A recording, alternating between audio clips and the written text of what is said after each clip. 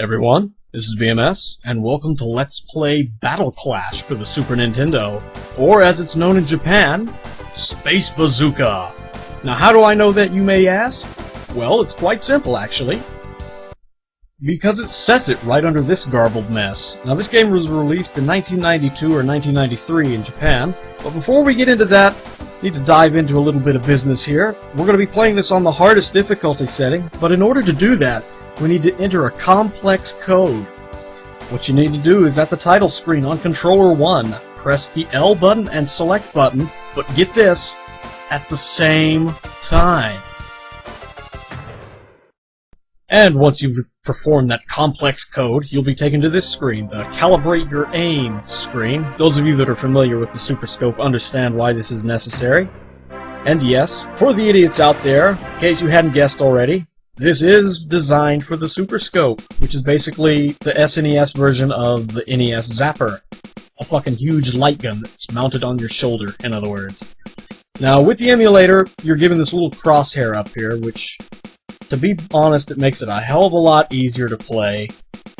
Mainly because if you actually saw the Super Scope, you'd understand this, but yeah, just understand that it's a lot easier on the emulator. Now, don't get too excited about the two-player game. All it is just a dueling time trials thing, and it's not really interesting. So we'll go here with one player. Now, the battle game or the time trials, naturally battle game. Now, the thing about this game is that it was released in 1992 in America, but it wasn't until a year later that it came out in Japan, which we are playing the Japanese version because it has a couple extras. But all the text, as you can see, is still in English, which I don't really understand that, but okay, why question it? Now, putting that code brings us to this screen right here, which gives us the selection of these difficulties. High, of course, being the hardest, so that's what we're going for. Now, on high mode, all the dialogue is taken out, but I'll edit that in for your viewing pleasure. And once you're done with that, you're taken to the overview here, the world overview.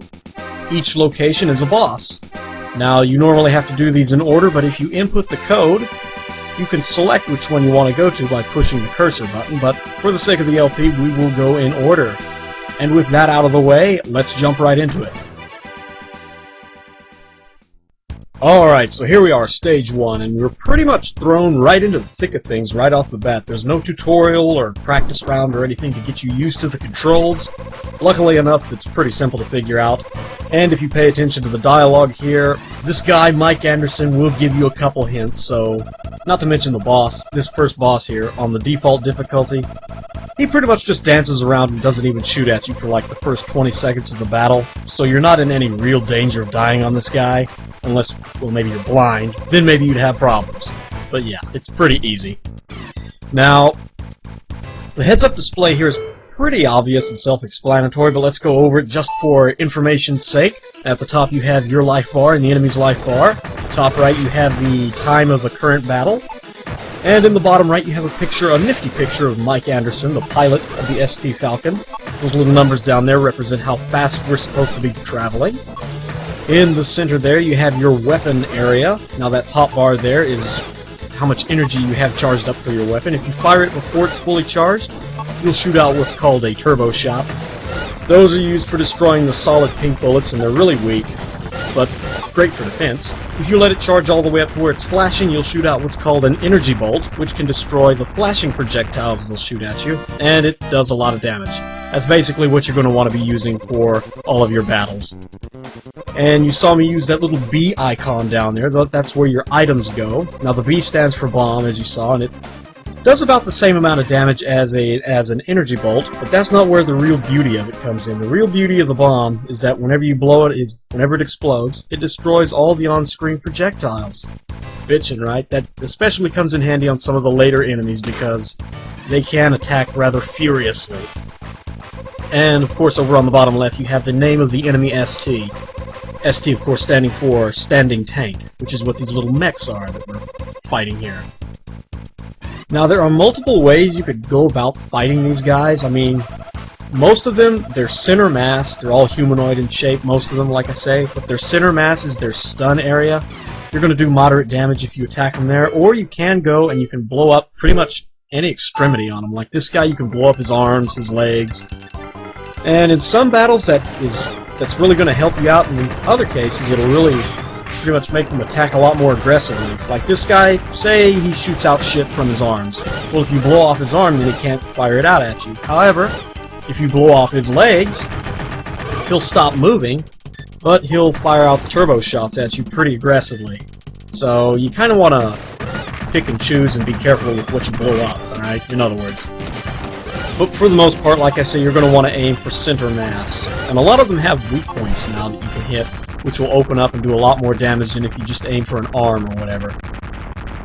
Also, it should be noted that if you do hit them center mass with a fully charged energy bolt, it will stun them, which, for instance, say they're charging up an attack that they're going to fire off a strong bullet at you. If you hit them with an energy bolt in center mass, then it cancels that attack. Very handy, and you're definitely going to want to keep that in mind for the later battles. And that's pretty much the gist of it. It's a really simple game, and it's, as you can see, it's really fast-paced.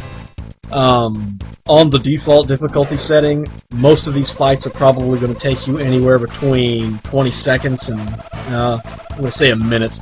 Some of them can last pretty long, if a minute is long to you. But yeah, like I say, it's a really fast-paced game.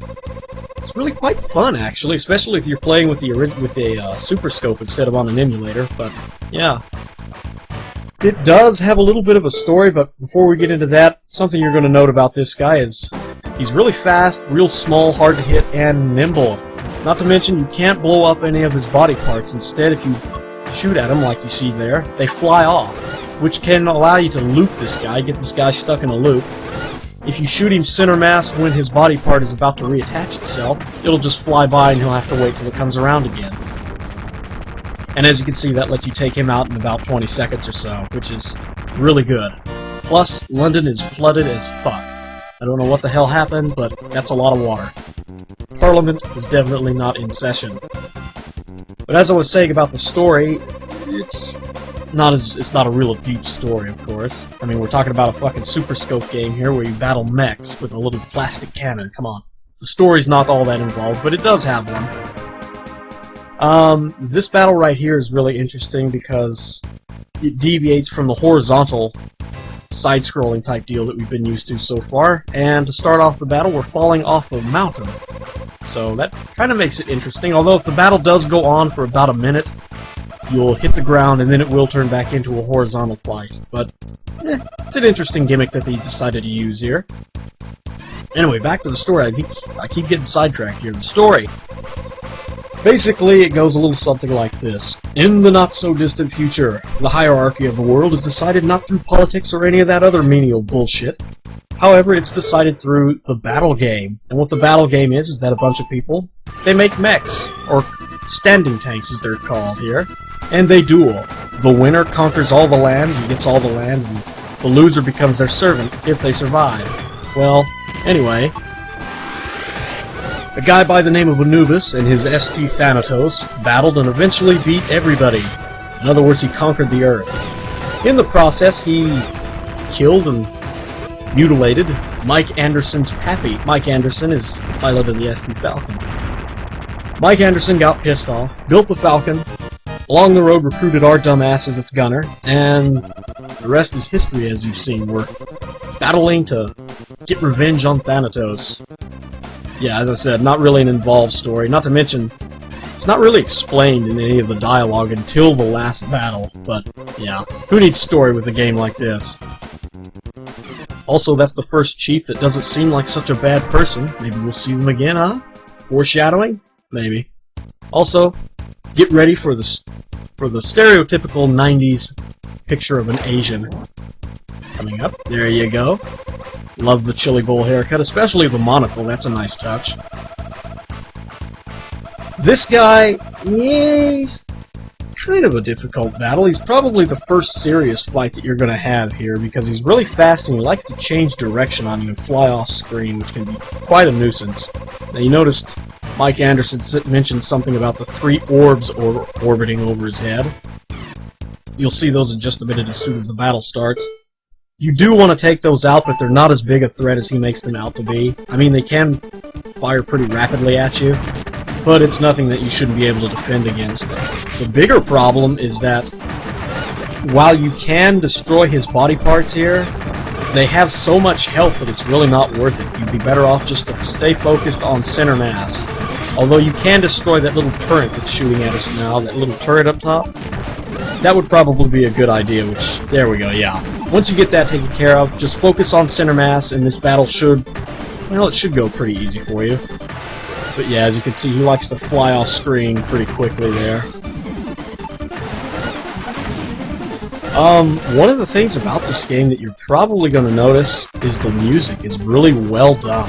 I forget his name at the moment, but the same guy that did the music for the Fire Emblem series does the music for this game and its sequel, Metal Combat: Falcon's Revenge, and it's really well done. A lot of it's really simple, just jingle-type stuff, but it's quite catchy.